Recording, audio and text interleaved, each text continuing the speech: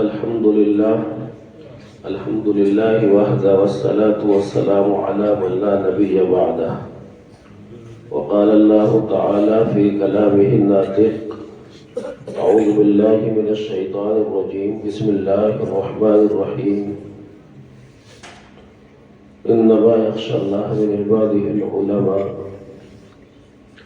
وقال الله تعالى في كلامه الآخر: إنا نحن نزلنا الذكر وإنا له لحافظون. صدق الله العظيم. وقال النبي صلى الله عليه وسلم: طلب العلم فريضة على كل مسلم ومسلمة، وكما قال عليه الصلاة والسلام.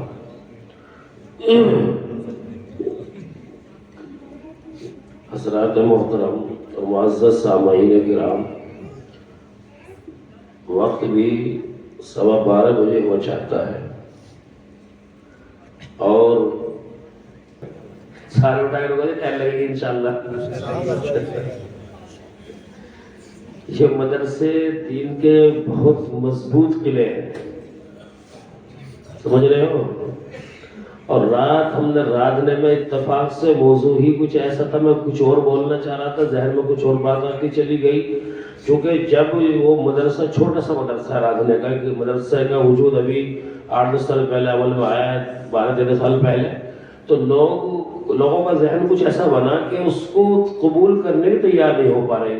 تو جو ہمارا استاذ نے قائم کیا تو انہوں نے بتایا کہ میں نے اپنے بچوں سے کہا کہ اگر میرا انتقال ہو گیا، میں دنیا میں نہ رہا، تو اس کو اپنا گھیر یا گھر مت بنانا، مدرسہ ہی ہے، مدرسہ ہی رہے گا.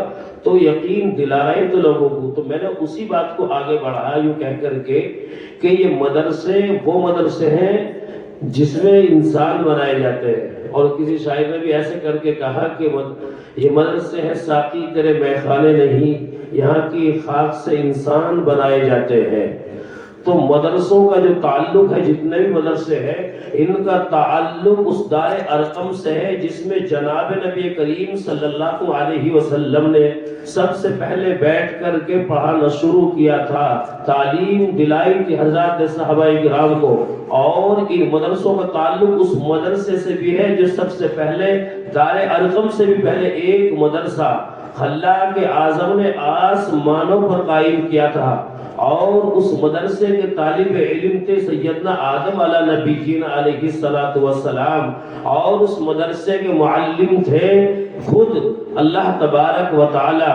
اور جب اس مدرسے کو قائم کیا گیا تھا جو آسمانوں پر تھا، تو اللہ تبارک و تعالی نے تبھی تو فرشتوں سے کہا تھا کہ سجدہ کرو، سجدہ کرو. اور جب فرشتوں کو سجدے کا حکم دیا گیا کہ آدم کو سجدہ کرو، تو فرشتوں نے انکار کر دیا اور فرشتے سوچ میں پڑ گئے. حالانکہ میرے موضوع نہیں، لیکن بتلاتا چلو کہ تمام فرشتوں نے سجدہ بھی کیا. اور ایک فرشتہ جس کو شیطان مردود کہتے ہیں، اس نے سجدہ نہیں کیا. اور وجہ جانتے ہو انہوں نے کیا وجہ بتائی تھی؟ کہا کہ ہمارے سامنے یہ مٹی اور پانی سے یہ پتلا تیار ہوا اور پھر اس میں روح ڈالی گئی، اور مٹی کا خاصہ اور پانی کا خاصہ ایسے نیچے کو جانا ہے، تو ہم تو آگ سے پیدا، نور سے پیدا ہے، ہم سجدہ نہیں کرتے. بہرحال اللہ تبارک و تعالی نے کہا تھا کہ سجدہ کرو، اس لیے کہ تم علم نہیں رکھتے، تمہارے مقابلے میں علم رکھتا ہے. اور قرآن اس کو کہتا ہے وَعَلَّمَ آدَمَ الْأَسْمَاءَ. آدم علیہ نبینا علیہ الصلوۃ والسلام کو تمام چیزوں کا علم عطا کر دیا گیا تھا. جب آدم سے کہا کیا ہے، آدم کہے اٹھے تو مائک ہے. آدم نے کہہ دیا تھا یہ شامیانہ ہے، آدم نے کہہ دیا تھا یہ فلا فلا. لیکن فرشتے تو ایک دوسرے کو منہ تک رہے تھے، تو اسی وجہ سے سجدہ کرایا گیا کہ فرشتوں کے مقابلے پہ آدم علیہ نبینا علیہ الصلوۃ والسلام علم رکھتے تھے. تو یہ مدرسے وہ مدرسے ہیں کہ جن مدرسوں کے اندر انسان بنائے جاتے ہیں، علم سکھایا جاتا ہے. اور جیسے حالات حالات آج دنیا کے پیدا ہو گئے ہیں تو آج تو ان مدرسوں کو اور بھی مضبوط کرنا پڑے گا، اور مضبوط ہی نہیں بلکہ اتنا مستحکم کرنا پڑے گا کہ چاہے ایسا وقت آ جائے قوم کے اوپر کہ ایک وقت کی روٹی کم کھا لینا کوئی مسئلہ نہیں ہے، لیکن مدرسوں کی بنیاد کے ساتھ بے وفائی مت کرنا، مدرسوں کی عمارتوں کے ساتھ میں بے وفائی اور روح گردانی مت کرنا۔ یہ مدرسے اگر باقی ہیں تو تمہاری داستان بھی باقی ہے داستانوں میں، اور اگر مدرسوں کی بنیادیں کمزور پڑتی چلی گئی، مدرسوں کے در و دیوار کمزور پڑتے چلے گئے تو اللہ کی قسم پھر ایک دن وہ بھی آئے گا کہ تمہاری داستان بھی باقی نہ رہے گی داستانوں میں۔ اور مسلمانوں یاد کرو اس دن کو، تاریخی دن تھا جب ڈاکٹر علامہ اقبال اسپین کا دورہ کر کے آئے تھے، اندلس کا دورہ کر کے آئے تھے، اور وہاں سے آنے کے بعد جب انہیں رپورٹ لگائی، جانتے ہو کیا رپورٹ پیش کی تھی؟ انہوں نے یوں کہا کہ میں اندلس گیا، یعنی اسپین کا دورہ کر کے آیا، وہ اندلس جو ایک لمبے زمانے تک اسلام کا مرکز رہا، وہ اندلس جس کی سرزمین پہ ایک طویل زمانے تک اعلیٰ کال کی صدائیں بلند ہوئی، وہ اندلس جہاں علماء کا جتھا اور چاروں طرف جہاں نگاہ جاتی تھی علماء نظر آتے تھے، وہ اندلس جہاں بڑی بڑی کتابیں وجود میں آئی، وہ اندلس جس اندلس کے اندر ایک لمبے زمانے تک اذانوں کی آواز مسجدوں کے مناروں سے آتی رہی، وہ اندلس جہاں بڑی بڑی مساجدوں کا وجود عمل میں آیا، بڑی بڑی خانقاہیں موجود تھی اور بڑے بڑے مدارس موجود تھے، لیکن ایک جھٹکے میں پابندی عائد کر دی گئی، کوئی اذان تو دینا دور کی بات، اپنی بھی اکیلا تنہا مسجد میں نماز نہیں پڑھ سکتا ہے، مسجدوں پہ تالا لگا دیا گیا، مدرسوں پہ سیل لگا دی گئی، اور علماء کو کہہ دیا گیا اپنی پیش رفت کو یہیں چھوڑ دو، یہیں روک دو، آگے نہ بڑھاؤ۔ جب ڈاکٹر علامہ اقبال وہاں کا دورہ کر کے لوٹے ہیں، آنے کے بعد میں رپورٹ پیش کی ہے، اور مسلمانوں سنو، یہ بوریاں نشین اور یہ بوریوں پہ بیٹھ کر کے چٹائیوں پہ بیٹھ کر کے پڑھانے والے، ان سے کچھ نہ کہا جائے، ان کا تعاون کیا جائے، مدرسوں سے محبت کی جائے۔ آج اگر ہندوستان میں مدارس والے موجود ہیں، مدرسے موجود ہیں، تو ہمارا ایمان بھی صحیح سالم ہے۔ آج اگر یہ مدرسے موجود ہیں تو قرآن کی حفاظت ہو رہی ہے، حالانکہ قرآن کا محافظ تو خلاق اعظم ہے۔ آج یہ مدرسے ہیں تو پھر ہمارے بچوں کے زندگی میں دین داخل ہو رہا ہے، اور نبی کریم صلی اللہ علیہ وسلم کی شریعت کو ہمارے بچے پہچان رہے ہیں، جان رہے ہیں، پڑھ رہے ہیں۔ اگر مدرسے نہ رہے تو ہم جہالت کی تمام حدودیں پار کر جائیں گے۔ ہم دعا دیں حضرت اقدس حضرت مولانا قاسم نانوتوی نور اللہ مرقدہ کو کہ اس دور میں مدرسے دارالعلوم دیوبند کی بنیاد ڈالی جو آندھیوں طوفان کا دور تھا، یعنی انگریزوں سے ہمارا مقابلہ تھا، اس دور میں دارالعلوم دیوبند کی بنیاد ڈالی، اور یوں کہہ کر کے ایک بنیاد ڈالی تھی، ایک چراغ روشن کر رہا ہوں، اور انشاءاللہ العزیز چراغ سے چراغ روشن ہوتے چلے جائیں گے۔ کتنا درد اور کتنا اخلاص ان کے بنیاد رکھنے میں رہا ہوگا کہ دارالعلوم دیوبند کی بنیاد رکھ دی، اور پھر بر صغیر میں مدارس کا جال پھیلتا ہوا چلا گیا۔ آج کون سا علاقہ ہے، آج کون سی بستی ہے، آج کون سا گاؤں ہے جہاں مدرسہ موجود نہیں ہے؟ اور ان مدرسوں کا موجود ہونا، ان مدرسوں کا وجود میں آنا اتنا ہی ضروری ہے جتنا ہماری زندگی کے لیے کھانا اور پینا۔ ارے مدرسے ہیں تو حرام حلال کا امتیاز ہماری نسلوں میں ہوگا، اور اگر اگر مدرسے ہیں کاروبار کرنے کا طریقہ آئے گا.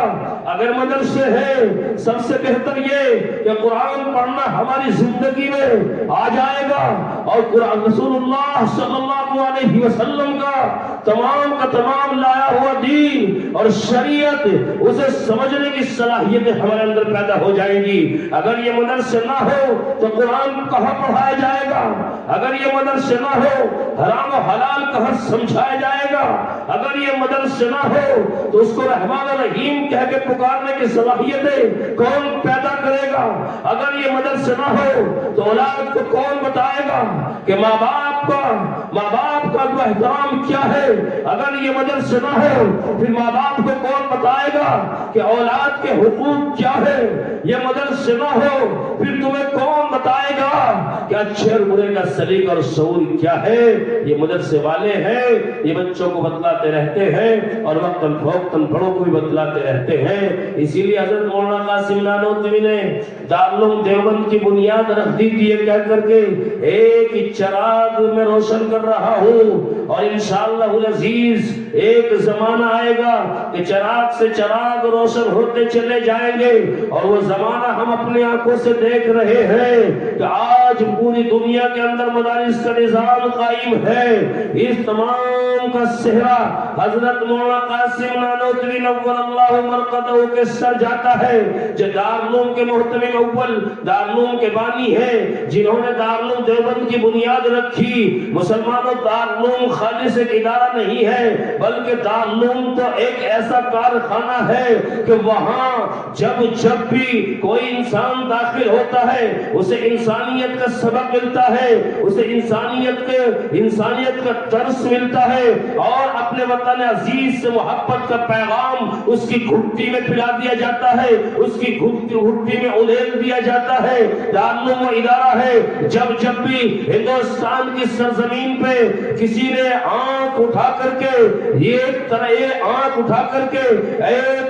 پوری نگاہ سے دیکھا تو یہ دارالعلوم دیوبند کے فرزند کھڑے ہو گئے اور سر سے کفن باندھ کر کے اپنی سرزمین کی حفاظت کرنے کے لیے تاریخ میں یوں بھی لکھا ہے جب انگریز کا ناپاک سایہ ہندوستان میں پڑا اور وہاں انگریزوں نے آنے کے بعد یہاں کی زمین پر ناجائز قبضہ کر لیا اور پلاننگ یہ کی گئی کہ ہم ہندوستان میں اپنا مذہب رائج کریں گے اور اپنے مذہبی کتاب کو رائج کریں گے، یعنی جتنے بھی ہندوستان کے اندر مذاہب ہیں ہم سب کو ختم کر دیں گے. جانتے ہو انگریز نے جس وقت یہ مشن قائم کیا تھا اپنے پادری کو بلایا اور دلی کی جامع مسجد کی سیڑھیوں پہ کھڑے کر کے اس سے اعلان کرایا ہے کوئی جو اس سے مقابلہ کرے میرے مقابلے میں آئے. کوئی مقابلے میں نہ آیا، حالانکہ اس لیے نہیں آ رہا ہے مقابلے میں چونکہ ڈر تو یہ تھا کہ جو بھی مقابلے میں آئے گا جان بوجھ کر کے شکست نہیں ہوگی لیکن جان سے ہاتھ دھونا پڑے گا، یہ جان بوجھ کر کے پھانسی پر لٹکا دیں گے کیونکہ ان کا مشن ہی یہی تھا. 40,000 علماء کرام کو بے وقت پھانسی پر لٹکا دیا گیا. اور جس وقت میں ایک دور ایسا بھی آیا کہ جس وقت میں کوئی ٹوپی والا نظر آئے یا داڑھی والا نظر آئے بلا تحقیق کے گولی مار دینی چاہیے. ہندوستان میں ایسے دن بھی گزرے ہیں. اپنے پادری کو کھڑا کر دیا دہلی کی جامع مسجد کی سیڑھیوں پر اور اس سے آواز لگوائی گئی کہلوا دیا گیا میرے مقابلے میں کوئی آئے مناظرہ کرے. جانتے ہو اس کے مقابلے میں جب ایک دن گزر گیا دوسرا دن تو حضرت مولانا رحمت اللہ کیرانوی نے اس چیلنج کو قبول کیا کہ ہم مقابلہ کریں گے. یہ مولانا رحمت اللہ کیرانوی کون ہے؟ یہ مولوی ہے اور یہی کیرانہ مظفر نگر کے رہنے والے ہیں. انہوں نے اس کے چیلنج کو قبول کر کے اس سے مناظرہ کیا، اس سے مقابلہ کیا. ایک جھٹکے میں انگریز کا جو پلہ مناظرہ مقابلے کی بات کر رہا تھا اللہ کی قسم ایک جھٹکے میں شکست دے دی اور ایک جھٹکے میں شکست دے کر کے وہ پادری راتوں رات یہاں سے بھاگنے پر مجبور ہوا. لیکن اس کے بعد انگریز نے دیکھا کہ ہمارا تیار کردہ اور ہمارا لایا ہوا ہمارا مذہبی مولوی ہمارا مذہبی پادری اس کو شکست ہو گئی، مولانا رحمتullah کیرانوی کے خلاف وارنٹ جاری ہو گیا اور مولانا رحمتullah کیرانوی یہاں ہندوستان کی سرزمین سے بچ بچا کر کے چلے گئے، سعودیہ پہنچ گئے اور وہاں جا کر کے پناہ لی ہے اور وہاں جا کر کے بادشاہ سے ملاقات کی ہے۔ بادشاہ نے کہا تم یہی رہو، ایک مدرسہ وہاں قائم کیا، سہولتیہ مدرسہ، جو لوگ جانتے ہوں گے یا جو جانتے ہوں گے اور نہ جانتے ہو تو سنو، ایک سہولتیہ مدرسہ قائم کیا، دیر تک وہ مدرسہ چلتا رہا، قال قال کی صدا وہاں بلند ہوتی رہی، لیکن بدقسمتی دیکھیے کہ اس مدرسے کو آج کی حکومت نے بند کر دیا، اور یہ کہہ کر کے بند کر دیا کہ کوئی باہر کا مدرسہ نہیں چلائے گا، ہم خود مدرسہ، ہماری حکومت مدرسہ چلائے گی۔ اس کا نظام سارا چینج کر دیا، سسٹم۔ وہ مدرسہ حرم میں آ گیا تھا تو مدرسہ حرم کو بڑھایا تو مدرسے کی جگہ اور کہیں دے دی گئی۔ لیکن آج میں نے ملاقات کی ابھی چند دنوں پہلے ایک صاحب سے، تو بتا رہے تھے کہ انہوں نے اس مدرسے کا نظام ایسا تبدیل کر دیا کہ ہمارا جو اصول، ہمارا جو قانون ہے، اسی کے مطابق جو ہے کیا نام انہوں نے اس مدرسے کو ڈھال لیا۔ لیکن جانتے ہو یہ تو مدرسے کی بات ہے، کوئی مسئلہ نہیں ہے، لیکن سعودیہ کی تو حکومت نہ جانے کن کن چیزوں کو بدلنے پر لگی ہوئی ہے۔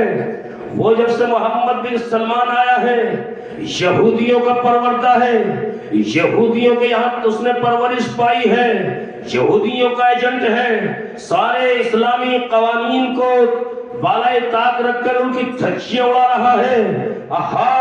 مجھے یہ کہنے میں کوئی عار نہیں ہے، کوئی شرم نہیں ہے کہ یہ جتنے بھی وہ اسلامی قانون تھے آہستہ آہستہ سب کو ختم کرتا جا رہا ہے۔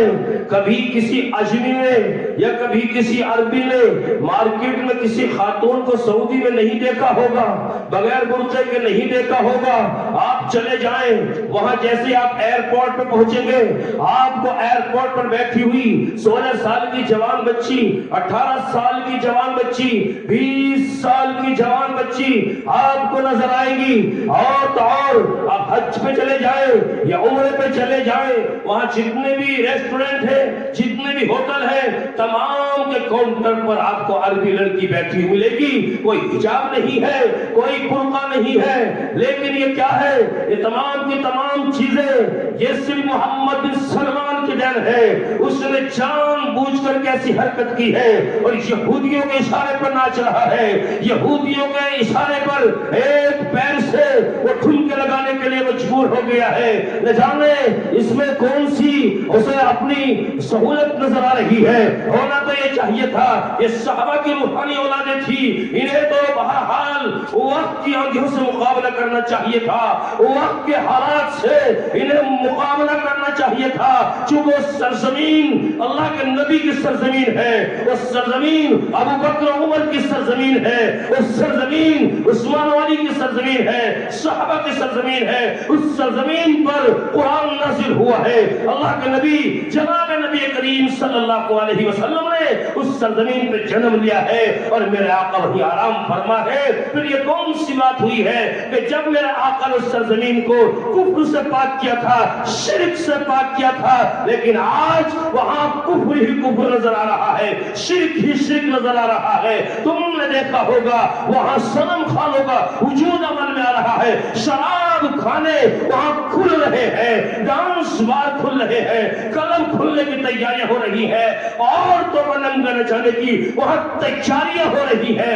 ڈر لگتا ہے یہ قرب قیامت کی نشانیاں ہے۔ اور آج کی خبر یہ ہے، کل کی بھی خبر یہ ہے، آج کی بھی خبر یہ ہے کہ محمد بن سلمان نے اعلان کر دیا ہے مسجد میں افطار نہیں ہوگا اور مسجدوں میں آوازیں بلند نہیں ہوگی۔ نہ جانے کس کے کہنے پر یہ تمام کے تمام کام کر رہا ہے۔ اور ایک خبر نے تو مجھے ہلا کر کے رکھ دیا، ابھی چند مہینے پہلے ایک امام کو گرفتار کر لیا گیا تھا اور جیل کی سلاخوں میں تھا، کل ان کا انتقال ہو گیا۔ یہ محمد بن سلمان جب کھڑا ہوگا میرے نبی کی عدالت میں، آخرت کے اندر اللہ کی عدالت ہوگی، میرے نبی سامنے کھڑے ہوئے ہوں گے، اس سے سوال کیا جائے گا، یہ کیا جواب دے گا؟ جواب اس سے بند بھی نہیں پڑے گا اپنی حکومت کو بچانے کے چکر میں۔ اور یہی نہیں، یہ اکیلا نہیں، تمام اسلامی کنٹریز شامل ہے اس میں۔ اس لیے بات میں کہہ رہا ہوں ہوں 57 ملک ہے، 57 ملک کی سرحدیں سے ملی ہوئی ہے، اور ان سرحدوں کے ہی برابر میں ایک وہ مظلوم کنٹری جس کا نام فلسطین ہے، ہر لمحے میں کئی بچے جان کا نذرانہ پیش کر رہے ہیں، کئی مائیں، کئی بہنیں اور کئی بوڑھے جا بحق ہو رہے ہیں، کوئی پرسان حال نہیں ہے، کوئی پوچھنے والا نہیں ہے، کوئی ڈاکٹر نہیں ہے، کوئی انہیں دلاسا دینے والا نہیں ہے۔ ایک بچہ ہے 12 سال کا، پوری گلی خالی پڑی ہوئی ہے، تو وہ پوری گلی کھنڈرات میں تبدیل ہو گئی ہے۔ وہ تنہا بچہ پلاسٹک کی کرسی میں بیٹھ کر کے قرآن کی تلاوت کر رہا ہے۔ ایک نومولود بچہ ہے، ابھی 8 دن پہلے ایک پورے محلے کو تباہ کر دیا گیا۔ 8 دن کے بعد جب اس کا ملبہ ہٹایا گیا، اس ملبے سے ایک 6 مہینے کا بچہ برآمد ہوا۔ اللہ تبارک و تعالیٰ نے اس بچے کو باقی رکھا، لیکن میں عرض کر رہا ہوں کیا یہ تمام کے تمام کنٹری اسلامک ممالک دیکھ نہیں رہے ہیں؟ تمام کے تمام اپنی کرسیاں بچانے پر تلے ہوئے ہیں، اپنی حکومت بچانے پر تلے ہوئے ہیں۔ اگر 57 ملک کے سربراہ کھڑے ہو کر کے ایک آواز میں اگر اس کو خبردار کریں تو آواز کا شور اتنا ہوگا، اسرائیل دب کر کے رہ جائے گا اور چھٹی کا دودھ اس کو یاد آ جائے گا۔ لیکن جانتے ہو ایسا نہیں ہو پا رہا ہے، اس لیے کہ ان کی ڈور، ان کے لگام، ان کی زبان کسی اور کے ہاتھ میں ہے۔ تیری پتنگ فضا میں صحیح، لیکن یہ سوچ ڈور کس کے ہاتھ میں ہے؟ یہ ہو رہا ہے آج، یہ عام سا ہو گیا۔ اللہ حفاظت فرمائے۔ مجھے ڈر یہ لگ رہا ہے کہ حرم محترم کا کیا ہوگا۔ مدینہ پاک کے اندر بھی ایک رپورٹ کے مطابق یہ بات سامنے آئی کہ وہاں بھی سنیمہ حال کھل گئے ہیں۔ مکے کی بہرحال تھوڑی کچھ بچے ہوا ہے مکے کی عظمت، لیکن اگر مکے کے اندر بھی یہ ہوا، مدینے کے اندر بھی یہ ہوا، مسلمانوں پھر بتاؤ ہم کیسے، ہمیں صبر آئے گا اور کیسے قرار آئے گا، کیسے چین سکون آئے گا؟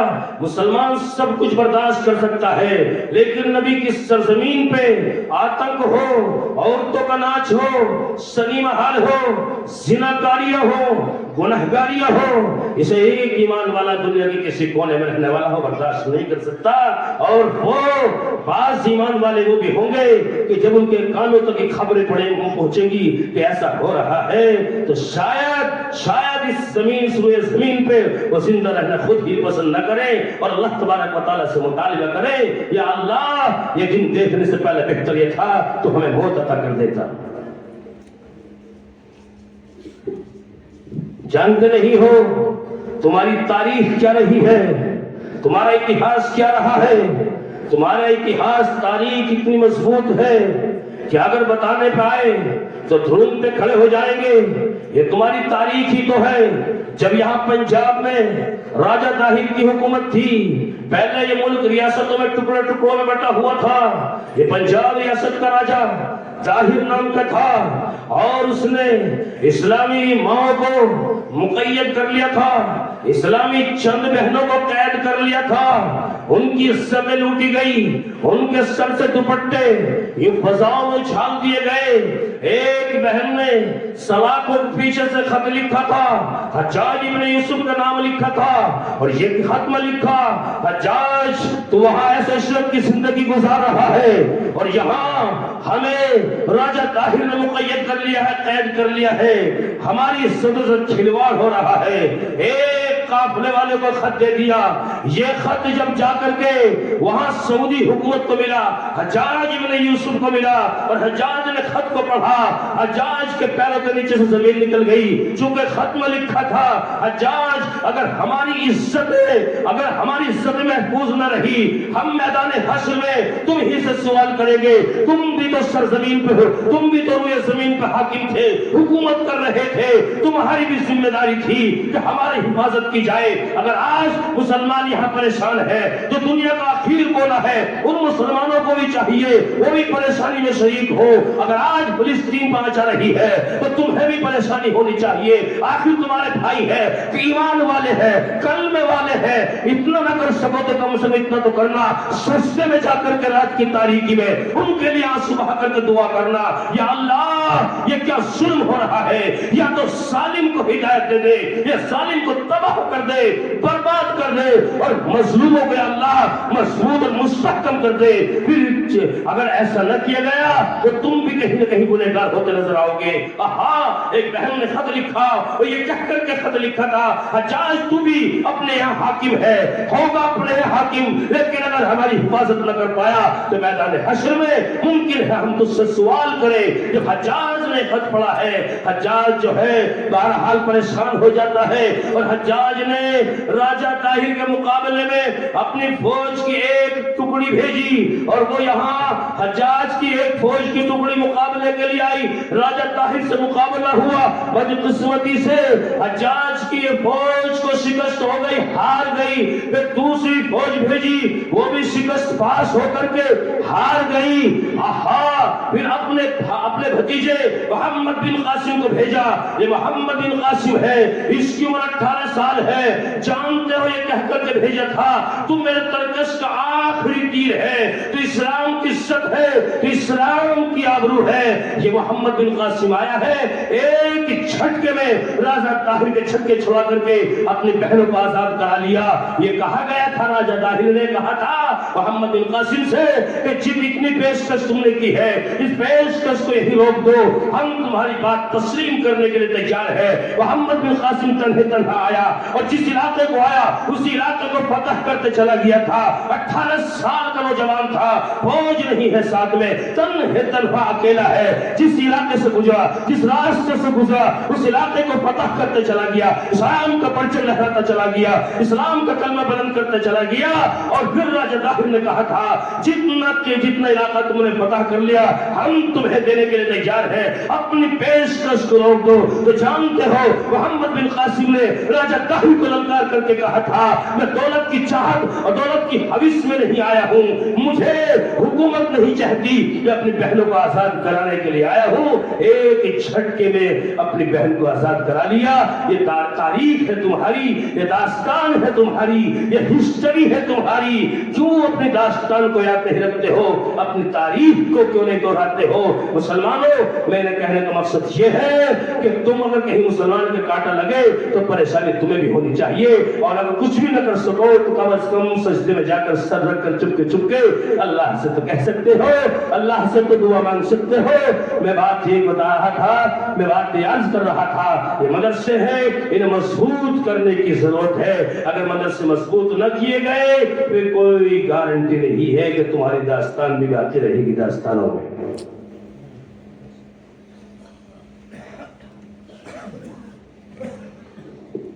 تقریر کرنے کا میرا من بھی نہیں، طبیعت بھی اجازت نہیں دے رہے، وقت بھی بہت ہوتا جا رہا ہے، لیکن یہ عہد کرو انشاءاللہ العزیز کہ ہم اپنے مدرسوں کو مضبوط کریں گے، مستحکم کریں گے نا انشاءاللہ العزیز۔ بچوں کے دستار ہوئی ہے، اسی مناسبت سے میں 2-4 بات قرآن کے متعلق عرض کرنے کے لیے بیٹھا تھا، لیکن وہ بات سے پھر بات نکلتی چلی جاتی ہے، ایسے ہی ہوتا ہے، ہر سال کچھ نہ کچھ بات دوسری ہو جاتی ہے۔ تو مدرسوں کو مضبوط کریں، مدرسوں کو مستحکم کریں، چونکہ مدرسے میں قرآن سکھایا جاتا ہے، قرآن پڑھایا جاتا ہے، اور اس قرآن کا ذمہ تو اللہ تبارک و تعالی نے لیا ہے۔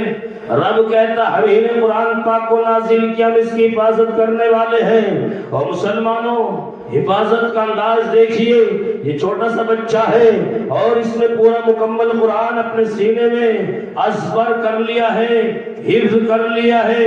یہ اللہ تبارک و تعالیٰ کا نظام ہے، وہ رب ہے، وہ بہتر جانتا ہے کہ کس چیز کی حفاظت کیسے کرانی ہے۔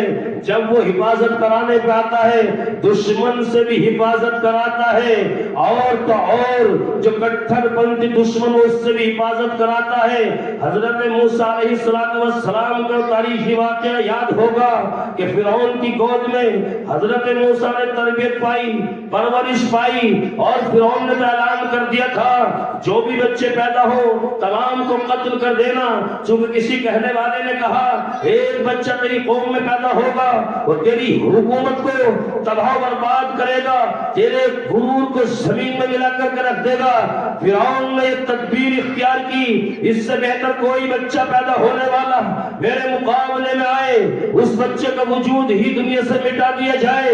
ہر ایک بچے کو اس نے ماں کی گود سے چھین کر کے، ہر ایک بچے کو اس نے شیر خاری کے زمانے میں، دودھ پینے کے زمانے میں قتل کرا دیا، یہاں تک کہ سینکڑوں بچوں کو قتل کرایا۔ لیکن موسیٰ علیہ السلام کا طویل واقعہ مختصر یہ ہے کہ موسیٰ علیہ السلام نے تربیت پائی، پرورش پائی اسی کے گھر کے اندر اور اسی کی گود میں پل رہے ہیں، اسے معلوم بھی نہیں ہے۔ اور یہی نہیں، جب ابرہہ چلا تھا خانہ کعبے کو گرانے کے لیے، ابرہہ نے اعلان کر دیا تو میں خانہ کعبے کو گرا کر کے رہوں گا۔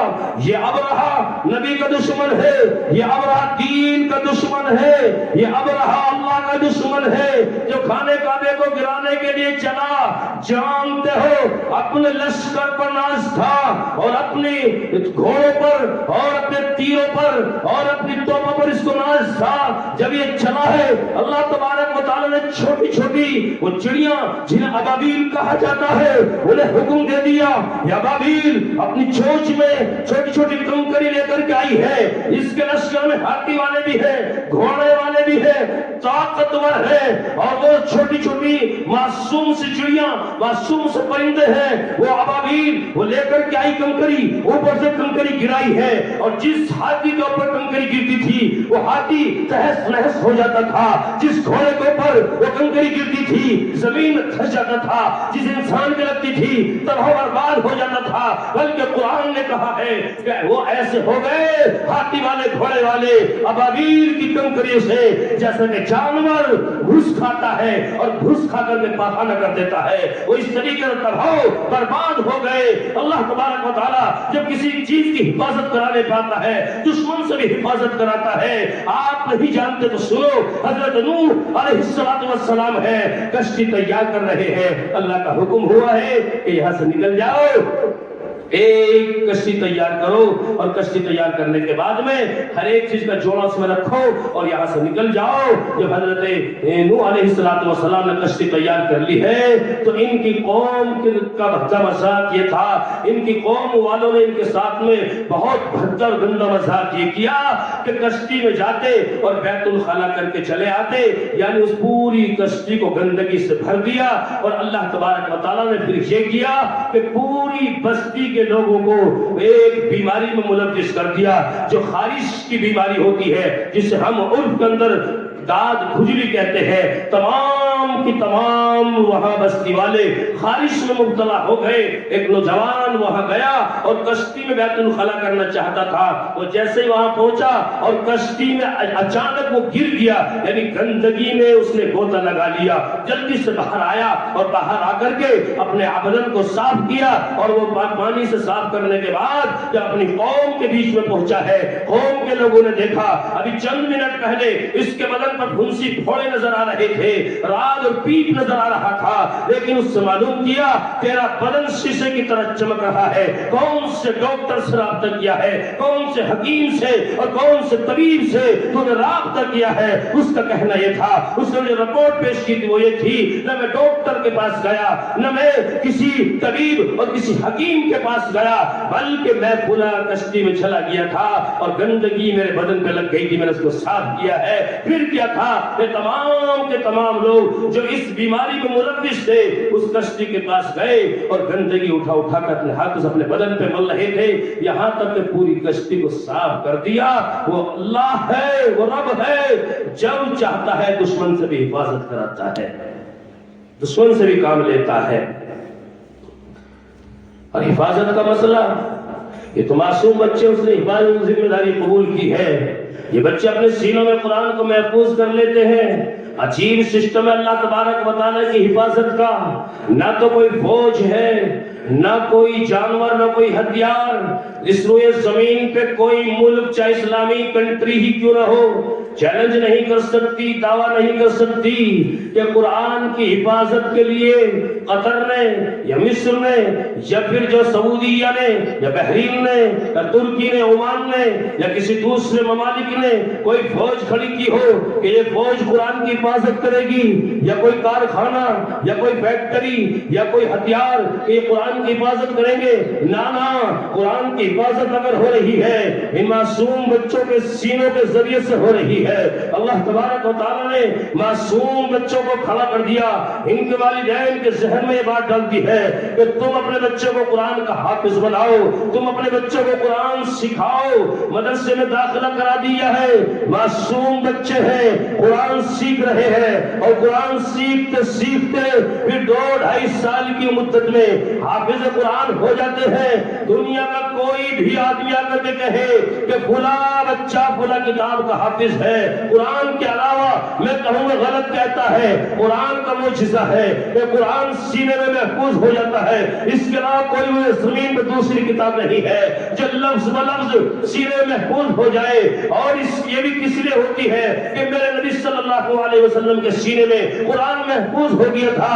اگر میرے نبی کے سینے میں قرآن محفوظ نہ ہوتا تو تیرے اور میرے سینے میں قرآن محفوظ نہ ہوتا۔ یہ اسی سینے سے ہو کر کے آیا ہے۔ اور میں نے کہا ہے متعدد اجلاس میں کہا، ابھی چند دنوں پہلے روڑکی میں کہا، اس سے بھی قبل میں نے سہارنپور کے اندر کہا، رات میرٹ کی سرزمین جس جو ایک گاؤں ہے رادھنا، وہاں بھی میں نے بات کہی ہے کہ یہ علماء کے سینے، ان حفاظ کے سینے منتخب خدا ہے۔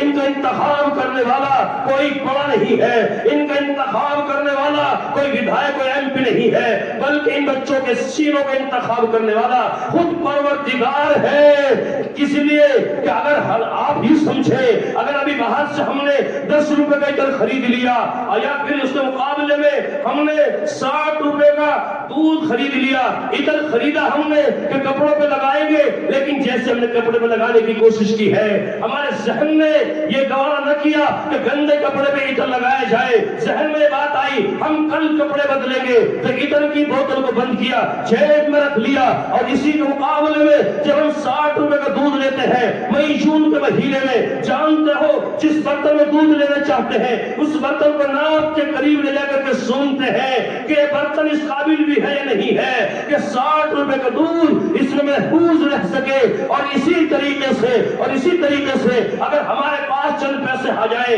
چند روپے ہاتھ لگ جائے، ہم لوگوں سے مشورہ کرتے ہیں کون سے بینک کا لین دین اچھا ہے، کون سے بینک کا نظام اچھا ہے۔ پوچھنے والا پوچھتا کس لیے کہ 20 لاکھ روپے مجھے فلاں پراپرٹی سے حاصل ہوئے ہیں، مجھے بینک میں اکاؤنٹ کھلوانا ہے، کیا خیال ہے اس بارے میں؟ 10 روپے کا ادھر گندے کپڑے پہ لگانا تجھے گوارا نہیں، اور 60 روپے کا دودھ گندے برتن میں رکھنا گوارا نہیں، اور اس دولت کے بارے میں بینک کے لیے مشورہ کر رہا ہے جو دولت ختم ہونے والی ہے، فنا ہونے والی ہے، تیرے پاس باقی نہیں رہے گی۔ تو کیا اللہ تبارک و تعالیٰ نے جب اس عظیم دولت کو قرآن کریم کو کسی سینے میں اتارنا چاہا ہوگا، نازل کرنا چاہا ہوگا، تو کیا اللہ تبارک و تعالیٰ نے اس سینے کا انتخاب نہ کیا ہوگا، اس سینے میں چھانک کر کے نہ دیکھا ہوگا کہ یہ سینہ اس قابل بھی ہے نہیں کہ میری قرآن کی حفاظت کر سکے؟ چونکہ حفاظت قرآن کا مسئلہ ہے، کسی ایری گیری کتاب کی حفاظت کا مسئلہ نہیں ہے۔ ضرور بھی ضرور پروردگار نے ان سینوں میں جھانک کر کے دیکھا ہوگا، ہاں یہ سینے وہی ہے جو میری قرآن کی حفاظت کر سکے۔ اگر ایسا نہ ہوتا تو امت مسلمہ کا ہر بچہ حافظ ہو جایا کرتا۔ میں نے کہا تھا کہ یہ حفاظ، یہ علماء، ان کے سینے منتخب خدا ہے، ان کا انتخاب کرنے والا کوئی چودھری کوئی ودھائک نہیں بلکہ خدا ہے۔ مسلمانوں، اور یہ حافظ قرآن جب اللہ تبارک و تعالیٰ کی عدالت میں کھڑے ہوئے ہوں گے اور وہاں حساب و کتاب ہو رہا ہوگا، جنتی جنت کی طرف بڑھے گا، دوزخی دوزخ کی طرف بڑھے گا، یہ حافظ قرآن آ کر کے اللہ سے کہے گا یا اللہ میرے چچا ہے، میرے تایا، میرے ابا ہے، اور میرے فلاں ہے۔ اللہ تبارک و تعالیٰ کہے گا اتنا تو غصہ نہ کر، میں نے ان کو تیرے حوالے کر دیا۔ یہ کہے گا چچا جان آپ کا مرتبہ مقام یہ نہیں ہے، آئیے میرے ساتھ، اور یہ جنت میں داخل کر دے گا۔ 10 آدمی اس کی سفارش پر جنت میں جائیں گے، اس کے خاندان کے، اور وہ ہوں گے جن پر جہنم واجب ہو چکی تھی۔ مسلمانوں، قدر کرو مدرسوں کی اور قدر کرو مدرسے والوں کی، اللہ کا فضل ہے۔ آپ کا یہ مدرسہ دن بدن ترقی کی طرف ہے۔ میں نے دیکھا، اور جب بھی میں آتا ہوں اور پھر مجھے اندازہ ہو جاتا ہے ماشاءاللہ العظیم کہ آپ مدرسے کا تعاون کر رہے ہیں، کوئی رسال مدرسے سے محبت رکھتے ہیں، اور مجھے امید اللہ کی ذات سے یہ ہے اپنے مدرسے کا تعاون آپ کسی طریقے سے کرتے رہیں گے جیسا کہ آپ کرتے رہے ہیں۔ اس گاؤں کی روایت ہے، تعریف ہے، جب بھی یہاں میں بیٹھا اور میں نے مطالبہ کیا کہ کوئی ہے جو 25,000 روپے مدرسے کے لیے دیے، تو کئی دو آدمی کھڑے ہو گئے تھے۔ وہ دن بھی میں نے یہاں دیکھے ہیں، اور آج بھی الحمدللہ صحیح ہوگا۔ میں کہہ رہا ہوں، ہے کوئی اس مجمع کے اندر کھڑا ہو کر جو کہے کہ 25,000 روپے ہم دیں گے؟ ایک آدمی تو کوئی کھڑا ہو جائے اس مجمع کے اندر، ذرا بتائیں بھی، ہے کوئی 25,000 والا؟ ایک آدمی کھڑا ہو جائے۔ رجھٹی والوں، میں نے متعدد کم سے کم 10-20 جلسوں میں یہاں کی تعریف کی ہے، اور یہ تعریف نہیں بلکہ حقیقت بیان کی ہے۔ ایک جگہ میں نے یہ بات کہی ماسرہ کے اندر اور چندہ کراتے ہوئے کہ واحد وہ گاؤں ہے جس گاؤں میں کہا کہ مفتی صاحب یہ 10,000 روپے مدرسے کے ہیں۔ ایک صاحب نے گزشتہ سال یہ ہوا تھا، 2-3 آدمی آئے تھے، میرے یاد پڑتا ہے کہ 10,000 مدرسے میں 500 روپے تمہارے۔ تو میں نے وہاں کہا تھا یہ چندہ کراتے ہوئے، میں نے کہا کہ وہ لوگ مجھ سے عقیدت کرتے، محبت کرتے ہیں، ایسی محبت میں نے، جبکہ چندہ پورے سال مجھے 50 مدرسوں میں کرانا ہوتا کم سے کم، لیکن ایسی محبت میں نے کہیں نہیں دیکھی جیسی محبت یہاں رجھٹی والوں کے اندر دیکھی۔ مدرسے کو دیتے ہوئے لوگ دیکھے، لیکن مدرسے کے تعاون سے الگ وہ مجھے دے۔ میں نے کہا کہ یہ محبت کی دلیل ہو سکتی ہے۔ تو پھر ایک صاحب آسرم آئے 500 روپے لے کر کے کہ میں نے کہا کہ معاف کرنا، وہ تمہیں وہاں کی دلیل دے رہا تھا، بات بتلا رہا تھا، تم یہ کیا کر رہے ہو؟ اگر یہ سلسلہ یہاں شروع ہو گیا تو پھر ہم نے رکنے کا نام نہیں لے گا۔ ہے کوئی 25,000 کا ایک آدمی کھڑا ہو جائے، میں سمجھوں گا کہ میری محنت وصول ہو گئی، اور آپ لوگ جو محبت کرتے ہیں اس محبت میں 4 چاند لگ گئے۔ ایک آدمی کھڑا ہو جائے 25,000 والا، ایک آدمی ہے کوئی 25,000 والا؟ یوں کرے جی 25,000 بہت ہے مفتی صاحب، 25,000 بہت ہے بھائی، 25,000 زیادہ ہے۔ دیکھو تقریر کا ٹائم تو نکل گیا تھا، تقریر کا ٹائم وہی تھا جب شروع میں آیا تھا، وہ لوگ بیٹھے تھے، وہی تو تقریر کا ٹائم ہے۔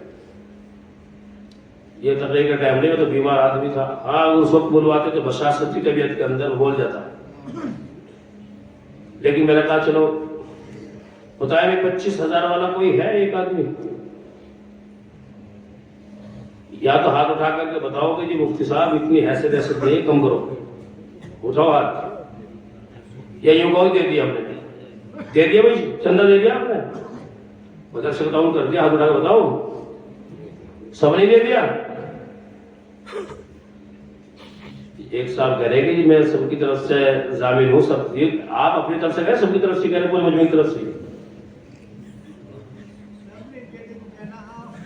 اچھا